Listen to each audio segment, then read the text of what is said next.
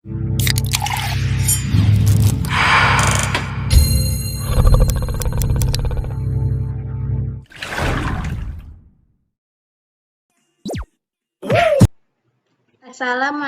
warahmatullahi wabarakatuh.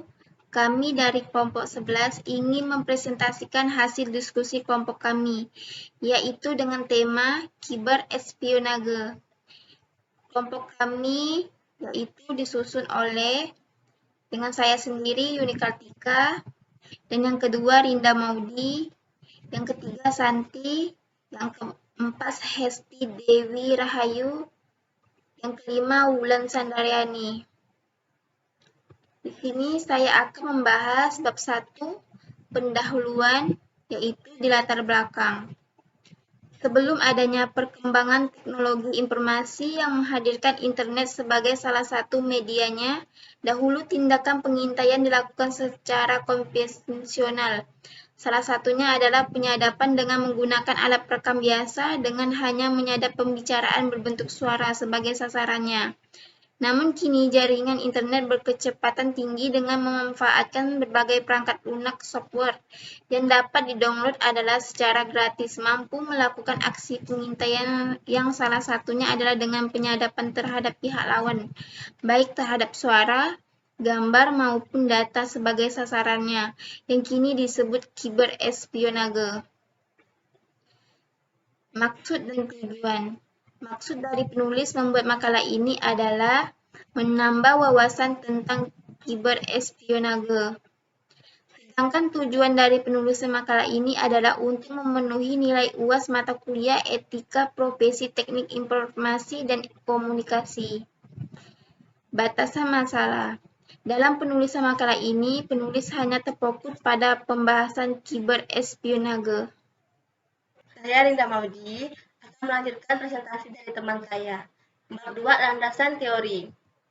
Spionase berasal dari bahasa Prancis, yakni espionage, yang merupakan suatu praktik untuk mengumpulkan informasi mengenai sebuah organisasi atau lembaga yang dianggap rahasia tanpa mendapatkan izin yang sah dari pemilik informasi tersebut. Cyberespionage terdiri dari kata cyber dan espionage. Cyber diartikan sebagai dunia maya atau internet, sedangkan espionage adalah tindak pidana mata-mata atau spionage. Cyberespionage adalah kejahatan yang menggunakan jaringan internet untuk melakukan kegiatan mata-mata terhadap pihak lain dengan memasuki jaringan komputer atau komputer network system pihak sasaran. Kejahatan ini biasanya ditunjukkan terhadap saingan bisnis yang dokumen maupun data-data pentingnya tersimpan dalam suatu sistem yang computerized. Contoh kasus cyberespionage terdiri dari 3, yaitu 1. Operasi Aurora, 2. Spionase Barack Obama dan MC Chain, dan yang terakhir Titan Rain. Saya Wulan Sandrayani. Saya akan menjelaskan tentang jenis-jenis cyber espionage. Tindakan cyber espionage atas data dan atau informasi elektronik oleh beberapa pakar telematika digolongkan menjadi 2, yakni 1. Cyber espionage sebagai tindak kejahatan murni merupakan tindakan mata-mata yang dilakukan dengan tujuan untuk memanfaatkan data atau informasi tersebut untuk tindak kriminal.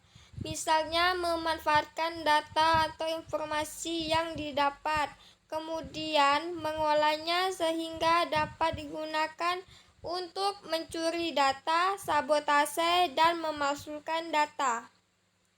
2. Cyber espionage sebagai tindak kejahatan abu-abu merupakan tindakan mata-mata yang dilakukan hanya memperoleh kesenangan bagi pelaku yang dikarenakan kepuasan telah dapat mengakses komputer milik pihak lain. Bab 2, landasan teori. Motif cyber espionage.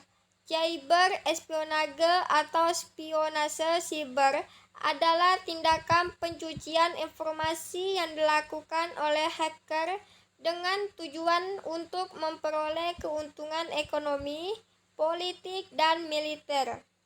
Pencucian informasi dilakukan dengan memasuki sistem jaringan komputer pihak sasaran secara ilegal. Sebagai pelaku cyber espionage menggunakan Advanced Persistent atau APTS untuk menyusup ke dalam sebuah jaringan atau sistem tanpa terdeteksi selama bertahun-tahun. Saya Santi, saya akan melanjutkan pembahasan dari teman saya. Penyebab terjadinya kiberespionage. Kejahatan yang terjadi ada komputer kiberespionage terus bertambah dan membuat resah. Terdapat beberapa hal yang menyebabkan makin maraknya kejahatan komputer atau kiberespionage. Menurut Hughes et al. 2014 seperti berikut. 1. Akses internet yang tidak terbatas. 2. Kelalaian pengguna komputer. 3. Mudah dilakukan dan sulit untuk melacaknya. 4.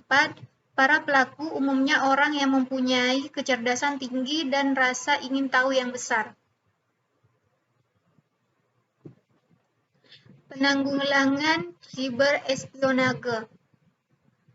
Aksi kiberespionage dilakukan beberapa tahapan. Serangan akan terjadi bila hacker berhasil mencapai akses dalam sistem secara sistematis, umumnya tahap penyusupan sampai pengintaian kiberespionage melalui proses-proses berikut ini.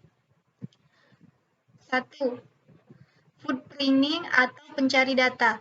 Proses di mana hacker mencari sistem yang dapat dikompromikan. Kegiatan ini meliputi penentuan cakupan serangan, pemilihan, dan pemetaan jaringan. 2. Scanning atau pemilihan target. Hacker mulai mencari kelemahan pada sistem dengan menargetkan dinding atau celah yang mudah ditembus dalam sistem. 3. Enumerasi atau pencarian data target. Penyusupan akan mencari informasi tentang nama akun yang valid dan sumber daya bersama yang ada. Tahap ini sudah mengganggu atau mengganggu sistem. 4. Gaining access atau mendapatkan akses. Hacker mencoba mendapatkan akses ke sistem sebagai pengguna biasa.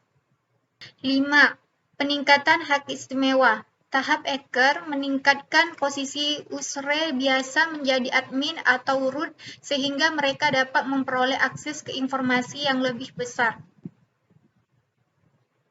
6. Mata-matai data.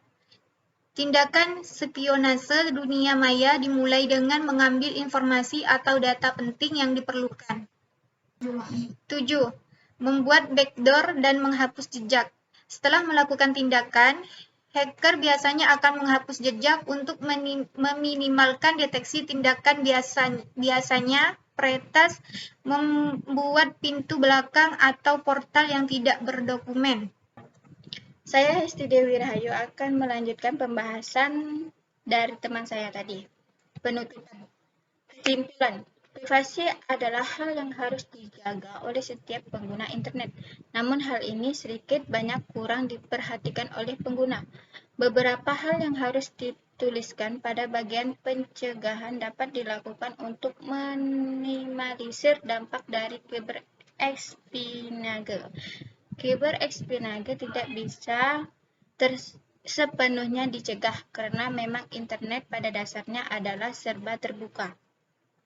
Enskripsi atau berbagai proses keamanan data yang dilakukan hanya dapat minimalisir terjadinya kejahatan kiber, karena pasti suatu saat metode keamanan tersebut akan kadaluarsa dan dapat dibobol dengan mudah. Saran. Dengan dibuatnya makalah ini, semoga dapat menambah pengetahuan dan kewaspadaan kita dalam menggunakan internet. Sekian dari presentasi dari kelompok kami. Jika ada kekurangan, kami mohon maaf. Assalamualaikum warahmatullahi wabarakatuh.